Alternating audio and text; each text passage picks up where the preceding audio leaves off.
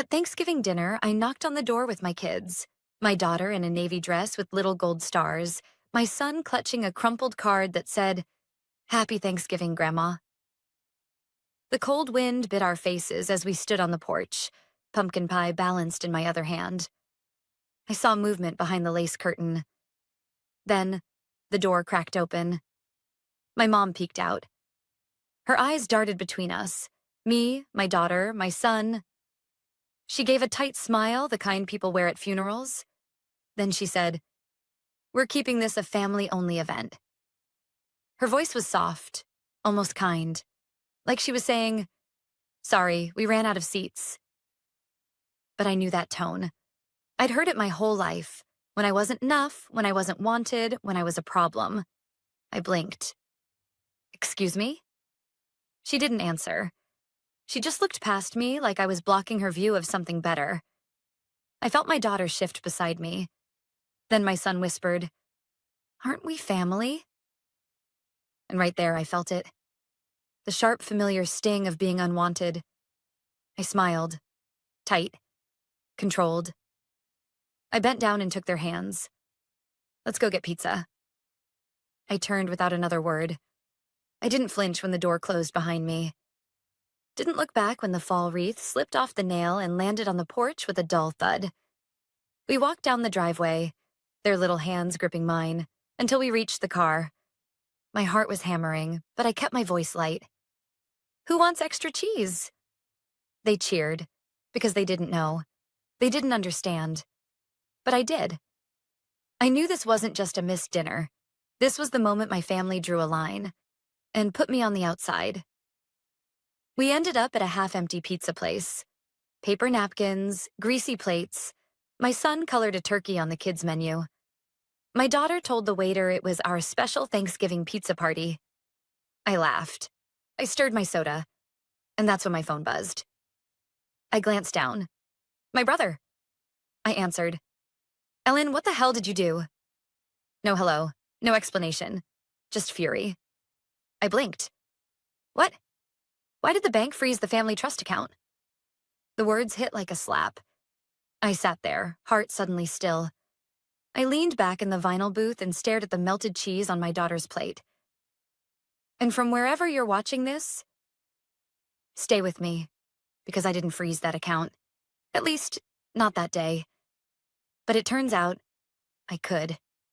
Have you ever realized that the people who treat you like nothing are standing on something you built? I hadn't touched that trust in over a year. But guess whose name was on it?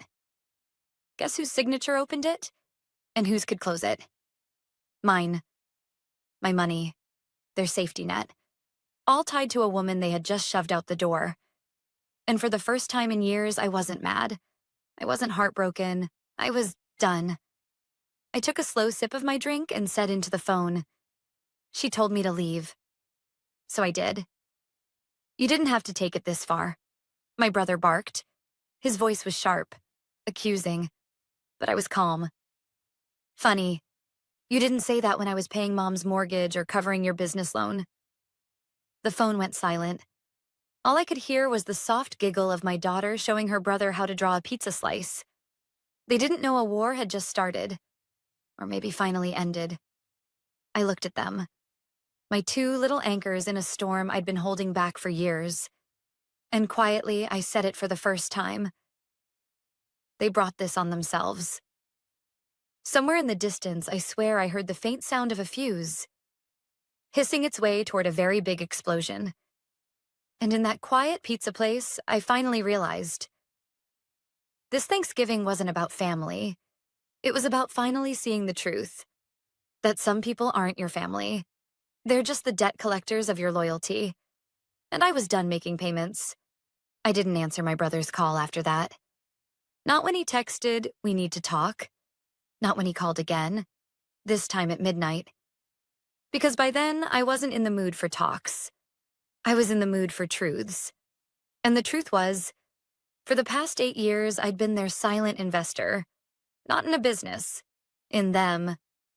When Mom's house nearly went into foreclosure, I paid the back taxes. When my brother's startup failed, I covered his credit card debt. Even co-signed his next loan. When my sister needed a car to get her life back on track, guess whose name was on the lease? I was the family vault. The bank they never said thank you to. And funny thing about vaults, when you lock them, they tend to stay closed. But the real kicker? They thought I'd never turn the key.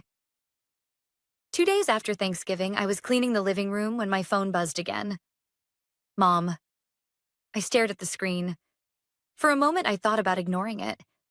But something in me, maybe old habit, answered. Her voice slid down the line like ice water. Ellen, what did you do? I didn't answer right away. She filled the silence. Your brother said the trust account is frozen. The family fund, the emergency savings. Why? I wiped a smudge off the coffee table. Because I'm not your emergency anymore. There was a sharp inhale. Don't be childish. I smiled. I'm being accurate. She switched tactics, soft and sharp all at once. You know your father left that account for all of us. It was meant to help the family. I sat down. And who kept it going after he passed? Who paid into it every year when no one else did? You? Silence. I'm done, Mom. I said it like I was setting down a suitcase I'd been carrying for a decade, but she wasn't done. You're punishing us for a misunderstanding? Your sister didn't mean to hurt you. I stared at the blank TV screen. My reflection stared back, tired, thin around the eyes, but sharper than I remembered. She meant it exactly like that. And you all let it happen. Her voice dropped to a whisper. We're family, Ellen. I took a breath and said the words I should have said years ago. Family doesn't slam doors in your face and expect you to fund their lives afterward. I hung up. I sat in that quiet living room, heart pounding not with anger, but with something colder. Clarity. And for the first time in years, I wasn't waiting for their approval or their explanations. I wasn't waiting for a seat at their table. I was building my own. That weekend, I called the bank. And not just about the trust account. I reviewed every loan, every co-signed agreement, every joint obligation with my name on it. The numbers hit me like cold rain. $24,000 on my brother's business line of credit. $6,500 on my sister's car lease. $3,800 still on a family medical loan I co-signed for Mom. My stomach twisted. All this time, I thought I was helping. Turns out, I was just delaying the inevitable. I gave the bank notice. Effective immediately, I wasn't responsible for a single payment beyond my legal obligation. I wouldn't cover shortfalls, wouldn't approve new loans, wouldn't bail them out. The bank rep tried to be polite. This might cause some financial strain on your family. I smiled. I'm aware. I ended the call and looked around my house. The bills on the counter, the fridge nearly empty after I stretched Thanksgiving leftovers, my kids' coats drying on the chairs, and for the first time in years, I felt something I didn't recognize. Lightness. I wasn't cutting them off out of revenge. I was cutting myself loose. Because here's the thing no one tells you about being the strong one. If you never stop carrying people, they forget you can leave. And I had just left. They just didn't know yet how fast the ground would fall out from under them. The fallout started faster than I thought. Monday morning, 8:03 a.m., I was brushing my daughter's hair before school when my phone buzzed on the counter. Incoming call, Mom. I let it ring. Then it rang again. Incoming call, brother, then again. Group FaceTime. I stared at the screen. There they were. My mother, my brother, and my sister.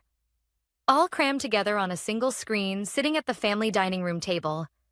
The same one I hadn't been invited to on Thanksgiving. I tapped accept. Ellen, this has gone far enough. My mother snapped before I could even say hello. My brother leaned in, eyes sharp. You need to fix this. Now. My sister sniffled, dabbing her eyes with a tissue like she was auditioning for a soap opera. Why are you doing this to us? I sat down at my kitchen table, the cold wood pressing against my arms. I smiled. You mean after Mom told me I wasn't welcome? After my son asked if we're even family? Silence, except for my sister's dramatic sigh. We didn't mean it like that, my brother muttered. I laughed, a sharp, humorless sound that didn't feel like mine. You meant it exactly like that. My mother leaned forward, her eyes hard. We're family. Family sticks together. I held her gaze. Family doesn't lock the door in your face and expect you to pay their bills afterward. There was a flicker, something passing over her face. Guilt? Regret? But it vanished too fast. My sister's voice cracked. You don't know what it's like.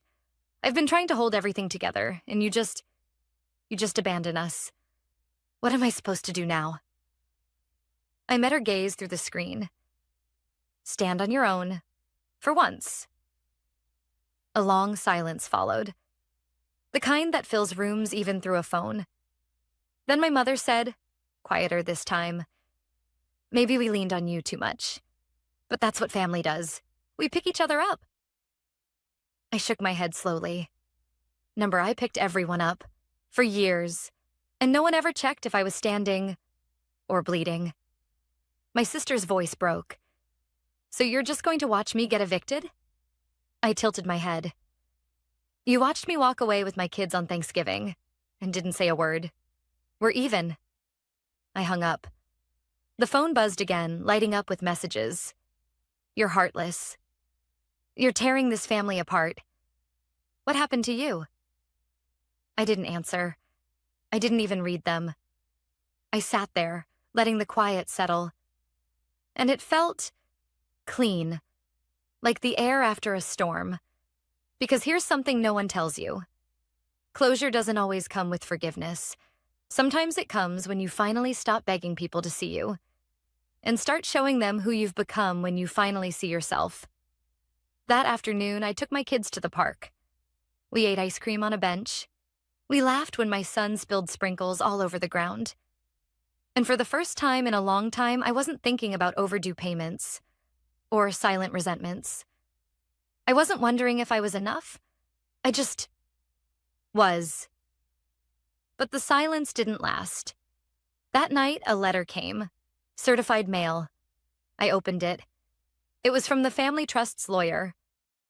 Request for immediate review of financial contributions and withdrawal rights. In plain English, they were trying to have me removed from the trust. I laughed, out loud, because if they'd read the terms, the ones I drafted with Dad years ago, they'd know. You can't remove the person who created the fund, or the person who is still, legally, the primary benefactor. But that wasn't even the punchline. Attached was a memo, a handwritten note from my sister. I know you won't fight us. You never do. I sat back, holding that note, and felt something I hadn't felt in years. Not anger, not sadness, amusement. Because they still thought I was the same Ellen. The backup plan. The silent supporter. The bank in human form. They didn't realize I hadn't stopped fighting. I just started fighting for the right person. Me. And now, they were about to find out what it really feels like when the person you depend on walks away. 3 days after the FaceTime ambush, I stood at the bank, the same branch I'd been visiting for over a decade. The manager, Mr. Benson, greeted me like an old friend. Mrs. Carter, always a pleasure. How can we help today? I smiled politely. I'd like to review the family trust. His face shifted, the professional mask slipping on. Of course. Would you like to discuss contributions or distributions? I folded my hands on the polished desk. Neither. I'm here to dissolve it. His eyes widened. That would require a primary benefactor's signature. I met his gaze. You're looking at her. The color drained slightly from his face. He rifled through the papers, checking the original documentation. Then his eyes flicked back up. You do realize this will remove access for the other parties, permanently. I nodded. I'm aware. He hesitated. May I ask? Are you certain? I leaned forward, lowering my voice. Let me ask you something, Mr. Benson. If you kept giving out loans and no one ever paid you back, would you keep lending? He blinked. Then slowly he smiled. I'll have the paperwork ready. I signed every document with a steady hand. Account closed. Funds transferred. To my name. My kids' savings. Our future. I walked out of that bank lighter than I'd felt in years, but I wasn't naive. I knew the calls would come. I just didn't expect them to start before I even got home. The first was from my brother. I let it go to voicemail. The second, from my mother. I didn't answer. The third, a group text. You've lost your mind. This isn't who you are. Dad would be ashamed. I stared at the words. Dad. The man who taught me to stand up for myself. And the man they were now trying to use against me. I shook my head. Because here's what they didn't understand. Dad wasn't about keeping peace. He was about keeping your dignity. I knew exactly who I was. That night, while my kids slept, I sat at the kitchen table with a mug of tea and opened the family group chat. The same chat I hadn't heard from. Until now. I typed slowly. You closed the door on me and my children. You made it clear I wasn't family, so I made it official. Effective immediately. I am no longer your bank, your bailout, or your backup plan. You may want to read the trust agreement before you involve lawyers again. Consider this my final withdrawal. From all of you. I hit send. The chat exploded within seconds. My sister. You're heartless. You ruined us. My brother, this is financial betrayal. We'll sue. My mother, I didn't raise you to be cruel. I stared at the messages as they poured in. Accusations, insults, threats. I finished my tea, turned off my phone, and slept like a baby. The next morning, I dropped my kids off at school, and as I pulled into work, my assistant flagged me down. Ellen, HR wants to see you. I frowned. Why? She bit her lip. Your sister. Posted about you. Tagged the company. Accused you of financial abuse. I felt the ice settle in my veins, because this wasn't just family drama now. They were trying to hit where it hurt. My job. My reputation. I walked straight to HR, sat down across from my manager. He cleared his throat. We've seen the posts. We need your side. I didn't flinch. I pulled out my laptop, opened the file I'd started compiling months ago. Bank transfers, receipts, text messages, signed agreements. Every time I'd bailed them out. Every dollar I'd spent. I slid the laptop across the table. Here's my side. He scrolled in silence. 5 minutes later, he closed it gently. Thank you. This clears things up. I nodded. Is that all? He gave a small smile. You're good. Case closed. I walked out of that office with my head high. Because here's the thing. People can lie about you, twist the story, rewrite the narrative. But the truth? The truth doesn't blink. And I wasn't afraid to let it speak. The post went live at 7:04 p.m. I didn't plan it like that. Didn't schedule it. Didn't even think twice. I just typed. Not a clapback. Not a name drop. Just the truth. Sometimes the people you love the most expect you to fund their lives, fix their mistakes, and forgive their betrayals. Forever. And when you stop, they call you cruel. If you've ever been guilted into silence, know this. Kindness isn't a debt. And walking away isn't a crime. I attached a screenshot, not of their insults, but of a bank transfer from 2 years ago. The one where I'd covered my sister's overdue rent. I hit post. I turned off my phone. Took my kids out for ice cream. Extra sprinkles. Extra whipped cream. By the time we got home, my phone was vibrating nonstop on the kitchen counter. Notifications, comments, shares. It wasn't just friends. It was strangers. People sharing their own stories of being used, of being guilted, of being silenced. I sat down, scrolling through the flood of messages, and for the first time in a long time, I didn't feel small. I felt seen. But the real surprise came the next morning. A friend texted me a link. I clicked it. A podcast episode. When Family Becomes Your Biggest Burden. Hosted by someone I'd never heard of. I hit play. 15 minutes in, they quoted my post, word for word. Then they said something that stuck with me. Sometimes breaking away isn't revenge. It's survival. I sat there in my kitchen, listening to strangers dissect my story like it was a case study. And it hit me. I hadn't just shut a door on my family. I'd opened a door for 100 others. But my family, they weren't having it. By noon, my sister posted on her Instagram story, a teary selfie, a long caption. Betrayal cuts deepest when it comes from family. I gave everything to people who turned their backs on me. Family first. Stay strong. They will regret it. I almost laughed. I didn't respond. But other people did. Screenshots started circulating. Her old posts, bragging about finessing her way out of bills. Jokes about making people pay for my mistakes. Even one where she joked about never paying rent, because why have a brother if you can't use him? They weren't even private. She'd put them out there like trophies. Now, they were her downfall.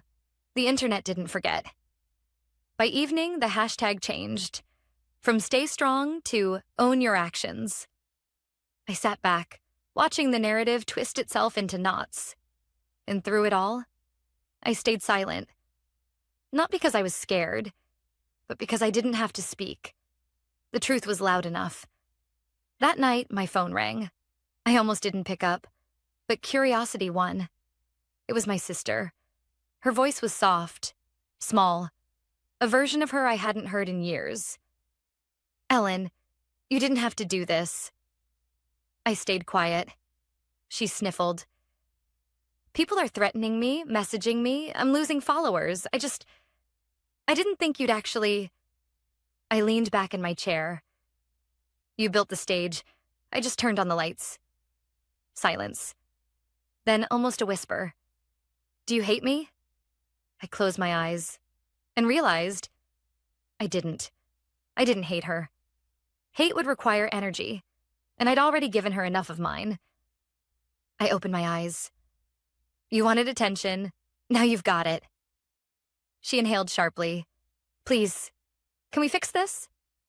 I almost felt sorry for her. Almost. There's no we anymore. I hung up, and for the first time in my life, I didn't feel bad. I felt free. Because sometimes the loudest revenge is living like they never broke you. New Year's Eve came and went. No calls, no texts, not from my mother, not from my brother, not even my sister. The house was quiet. The kind of quiet that doesn't ache. Just rests. It was me, my 2 kids, a couple of party hats, and some dollar store confetti that stuck to our socks for a week.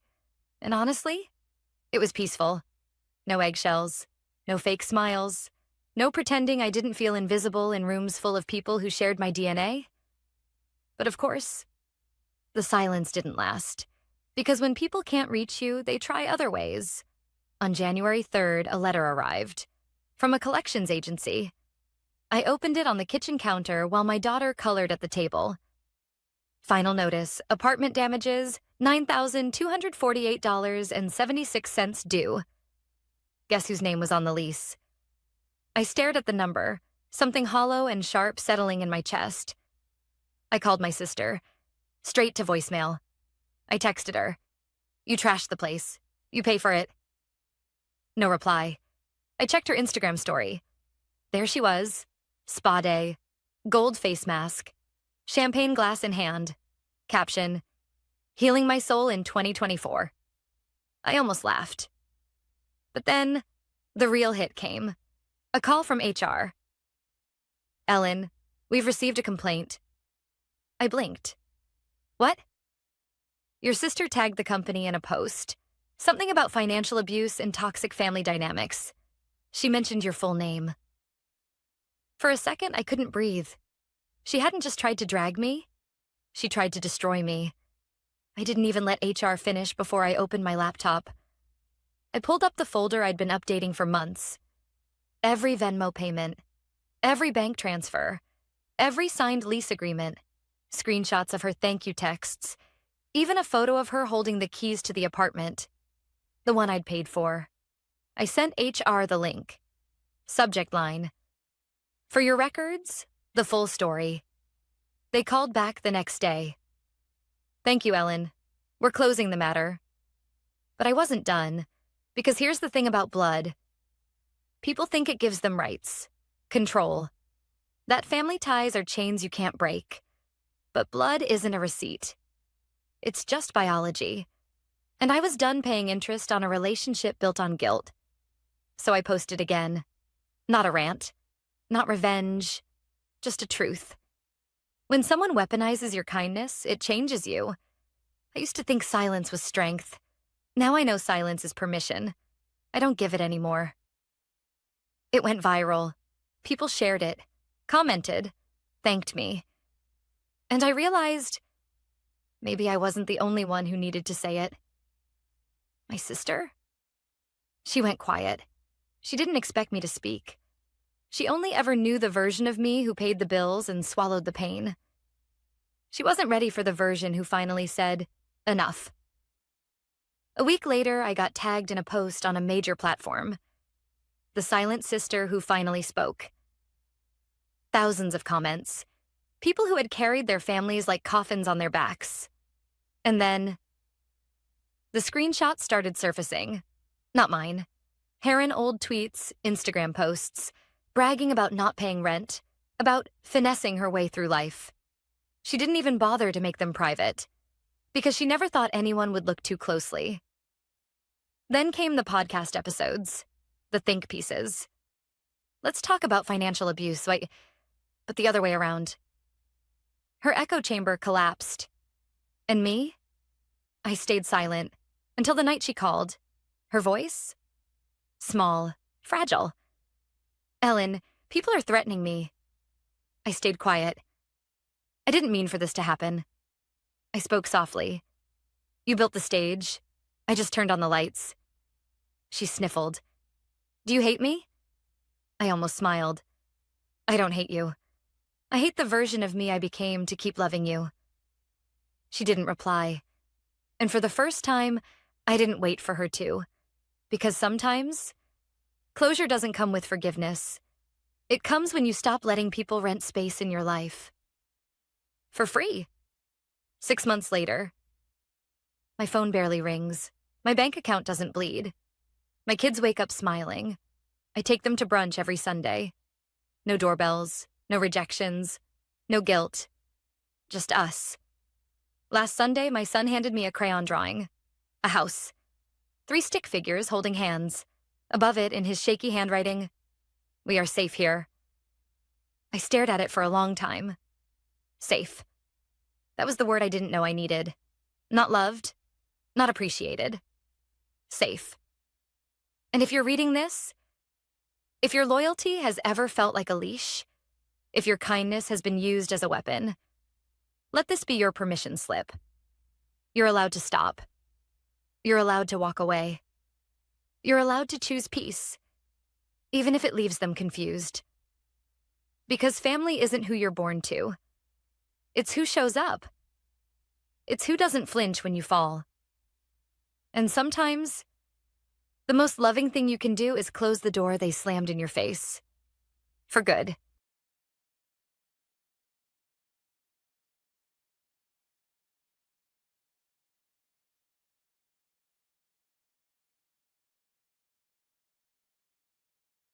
I was elbow deep in tangled wires when I heard my name. Anna Reynolds, project lead. Final phase.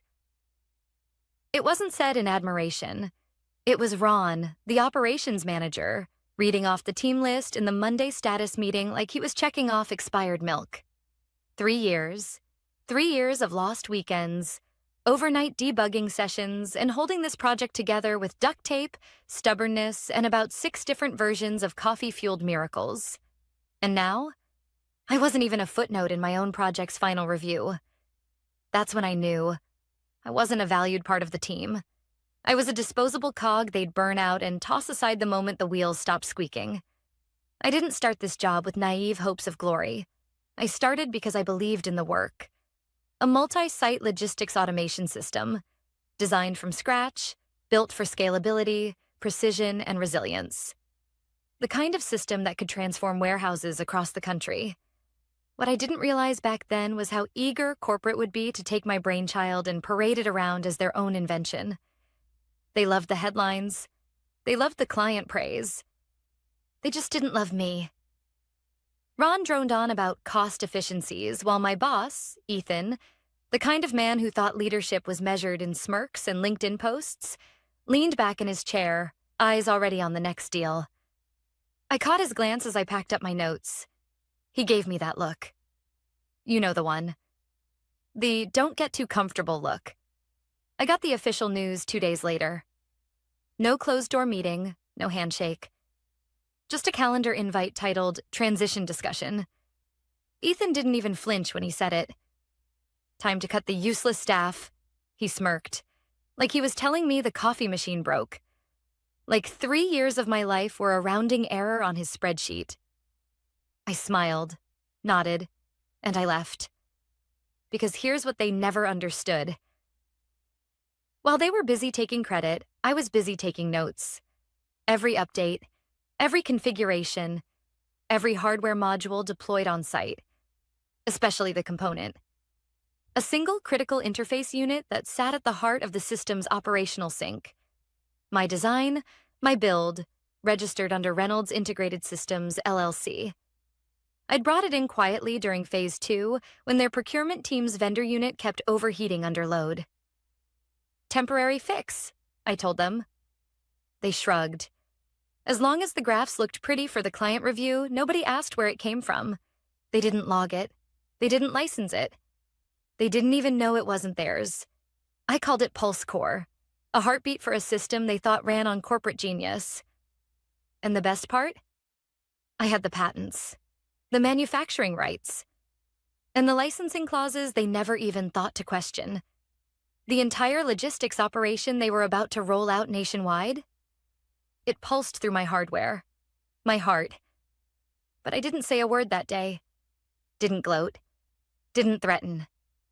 I just signed the exit papers, shook Michelle from HR's cold, apologetic hand, and walked out of that glass box office with a severance packet lighter than my lunch receipt.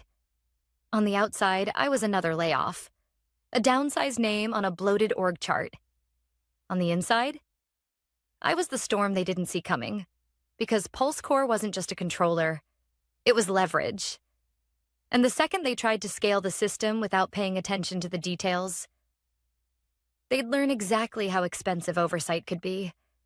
I wasn't looking for revenge. I wasn't even angry. This wasn't about payback. This was about value. Mine. And when the invoice hit their inbox, they'd finally understand the cost of underestimating the person who built their empire from the ground up. One heartbeat at a time. 2 days after I walked out, the press release hit. Company X unveils revolutionary logistics sync system. Internally developed. Engineered for scale. Internally developed. I actually laughed. The article was everywhere. Industry blogs, LinkedIn, even picked up by a mid-tier tech magazine. Ethan's smug face plastered on the cover, arms crossed like he personally soldered the circuits himself.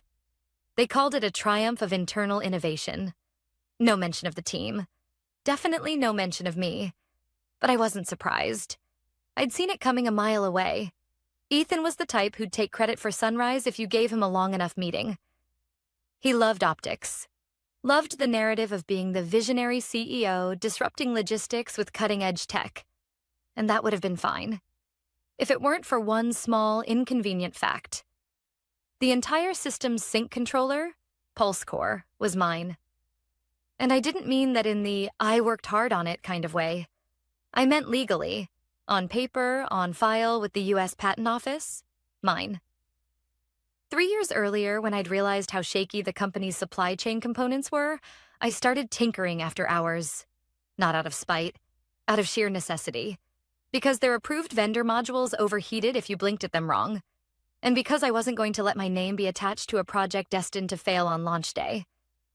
So I built PulseCore. Small, efficient, seamless. And when it worked, I slipped it into the system with a quiet nod from the hardware lead, who honestly couldn't have cared less where the solution came from as long as it fixed his error logs. They never registered it, never documented it, never even noticed. Ethan and his board? They signed off on the rollout roadmap, proudly oblivious that their crown jewel sat on a controller licensed, if they'd bothered to read the fine print, to Reynolds Integrated Systems, LLC. So I waited. I let them bathe in their own headlines. Let them high-five each other in corporate boardrooms, toast with $200 champagne, and polish the shoes they planned to put on my neck. Because I knew the clock was ticking. And PulseCore? She wasn't designed to be generous. At midnight on the first Monday after my exit, I launched a scheduled update through PulseCore's backend. A passive check-in. Not malicious, not illegal. Just a simple handshake protocol. If they didn't respond within 30 days with a valid license key, PulseCore would begin to throttle the system's sync rate by 5% every 24 hours. Not enough to raise alarms right away. Not enough to trigger lawsuits. But enough to gum up operations, delay fulfillment, spike error reports. Just enough friction to make their $50 million pilot project feel like trying to run a marathon in molasses. I didn't need revenge. I needed leverage. And this was leverage with a heartbeat. By Thursday, I got the first ping, a LinkedIn message from Megan, the finance analyst I barely remembered. Hey, Anna, hope you're well. Quick question. Did we ever finalize asset transfer forms for your system modules? Trying to tie up some loose ends. Loose ends. I left it unread. By the weekend, the friendly pings turned into polite voicemails, then urgent emails, then calendar invites marked high priority. I ignored them all, because I knew exactly how this would go. They wouldn't panic right away. They'd try to handle it internally, confident they could bypass the system or patch over the problem. But they couldn't. PulseCore wasn't just plugged in. It was integrated, deeply, deliberately, and entirely by me. By Monday morning, I got a text from Jamie, an old teammate still stuck in that circus. Not sure if you heard, but Ops is freaking out. Sync delays are creeping in. People are blaming the firmware. Ron's losing it. I just smiled, because I knew what they didn't. This wasn't a glitch. This was the cost of forgetting who built their empire. And I was just getting started. By the start of week 2, the cracks weren't just showing. They were spreading. I didn't even have to check the system logs. The reports started coming to me. First, it was Jamie again. Hey, did you hear? They brought in a consultant from Centric Systems. Tried patching the sync delays. Total flop. Made it worse. I could picture it. Some overpaid outside tech guru poking around PulseCore's environment like a tourist trying to read a subway map upside down. I built PulseCore with one thing in mind. Precision. It wasn't just a hardware module. It was the brainstem of their entire fulfillment sync. You couldn't patch over it. You couldn't swap it out. And you sure as hell couldn't replace it with a mass-market controller off a supplier shelf. But they tried. Oh, they tried. By Wednesday, I got another text. This time from a DevOps guy I barely knew, Ali, the golden retriever of the team. Anna, they're running diagnostics on all sync controllers. Warehouse ops is crawling. Orders delayed. Clients asking questions. You didn't hear that from me. I hadn't needed to. PulseCore was doing exactly what I designed her to do. The handshake protocol continued its silent countdown. 5% sync degradation every 24 hours past the license renewal date. By Friday, they were 10 days past due. And the system was already running at 60% capacity. Warehouse operations slowed, delivery windows stretched, and the clients? They noticed. Eastbrook Logistics, one of their flagship partners, pulled a routine audit on Friday afternoon and flagged a 4-hour delay on their order sync report. I heard about it through Jamie, who heard it from a warehouse lead, who heard it from Ron himself. Ethan flipped, threw his coffee across the floor, said heads would roll. But here's the thing. They still didn't get it. They still thought this was a technical hiccup, a firmware bug, a patch away from resolution, because they couldn't fathom the possibility that their redundant, disposable project lead had walked out the door holding the only key that kept their system alive. I started getting the emails directly now. Not from HR, not from finance. From Ethan. Anna, need to connect ASAP regarding some lingering IP clarifications. No hard feelings, just tying up loose ends. Let me know when you're free. I wasn't free, and there were plenty of hard feelings. None of them mine. I didn't answer. Instead, I checked PulseCore's dashboard. Sync integrity holding. Load balancing stable. Throttle degradation now at 45%. By Monday, they'd be underwater. It was almost too easy. They'd built their entire operation on something they didn't even bother to understand. Worse, they'd made sure the person who did understand it was out the door with a smile and a severance check that barely covered a week's rent. I wasn't angry. I wasn't even smug. I was patient. Because this wasn't about sabotage. I wasn't trying to destroy them. I was letting them destroy themselves. And the part that still amazes me? Even now. They were still looking for a workaround instead of picking up the phone and asking the one question that could have saved them. What's your price? But arrogance. Arrogance makes people blind. They thought I'd move on. They thought I'd let it go. They thought a pat on the head and a box of corporate swag was enough to erase 3 years of blood, sweat, and sleepless nights. And now? They were about to learn the most expensive lesson of their careers, because by the end of that week, the countdown would hit critical. And PulseCore? She'd stop asking nicely. By the start of week 3, their silence cracked. The emails stopped being polite. No more, hope you're well or let's connect. Now it was. Immediate action required. IP licensing confirmation. Urgent. Operational risk mitigation. Contact requested. Ethan even tried calling. Twice. Blocked both times. I wasn't avoiding them out of spite. I was giving them time. Time to realize the cost of underestimating the person who built the heart of their system. And now? Time was up. Monday morning, 4 a.m. sharp. PulseCore's handshake protocol expired. The passive throttling stopped. Because now, it wasn't about slowing them down. It was about showing them what happens when you forget who actually holds the keys. PulseCore initiated her Phase 2 routine. Controlled sync halt. System-wide idle command. Order queues froze. Warehouse drones parked themselves mid-route, blinking like confused toddlers who'd been told the game was over before it started. Inventory management went dark. Auto-sorting belts stopped moving. And the client dashboards? 404 errors across the board. I didn't even need a live feed to picture it.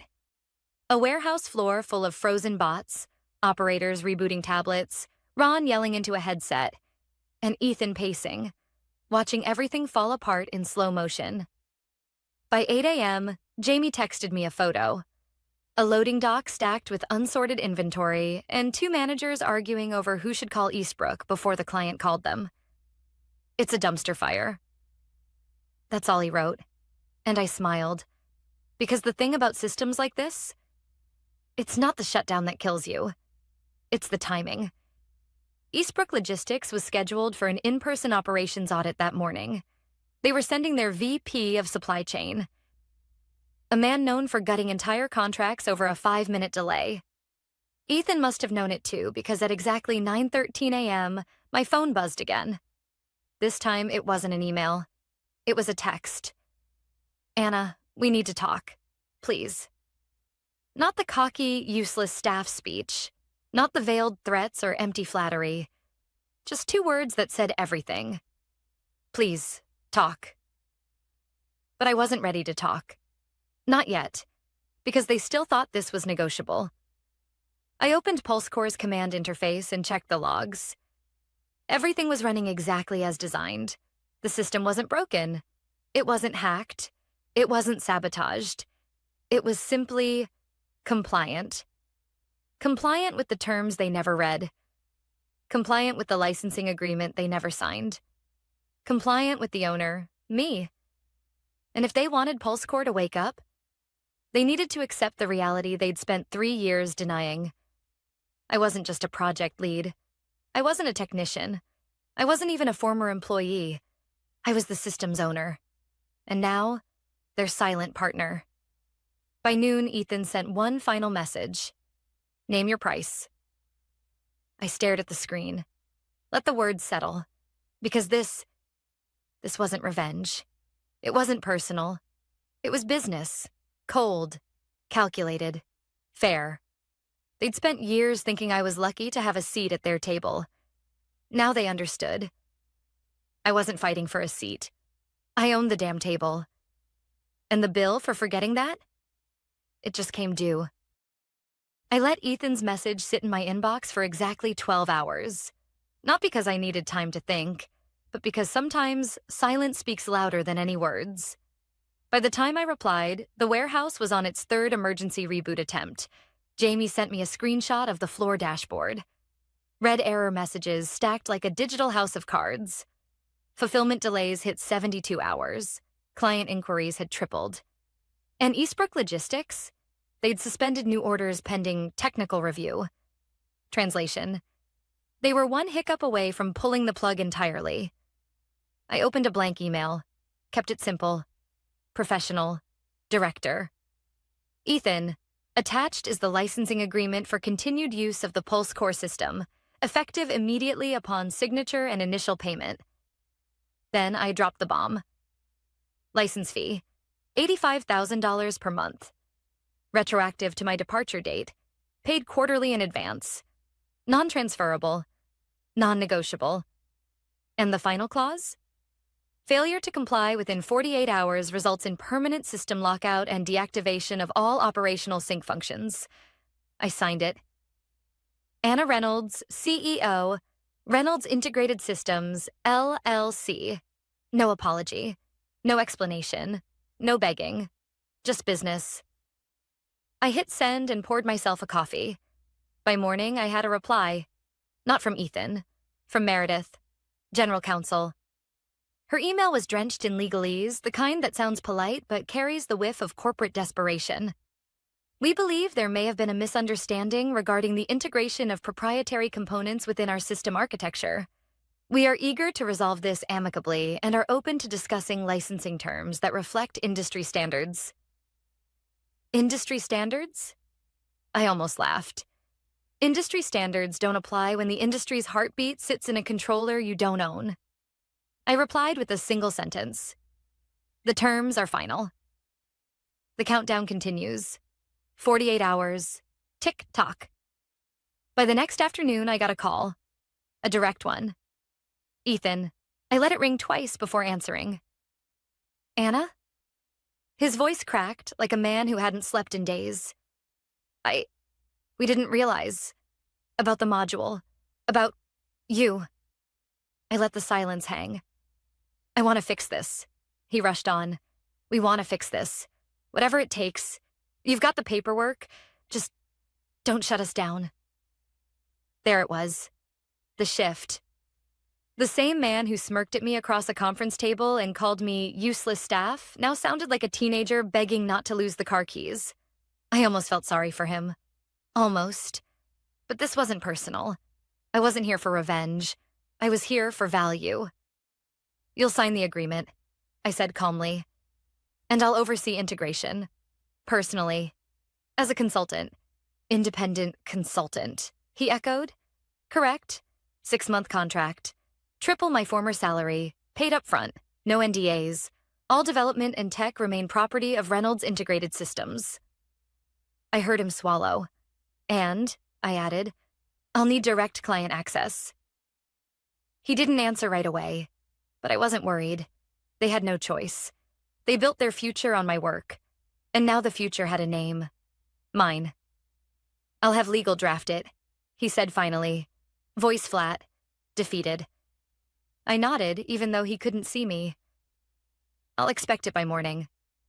I ended the call before he could reply. It wasn't about being cruel. It was about being clear. I wasn't their employee anymore.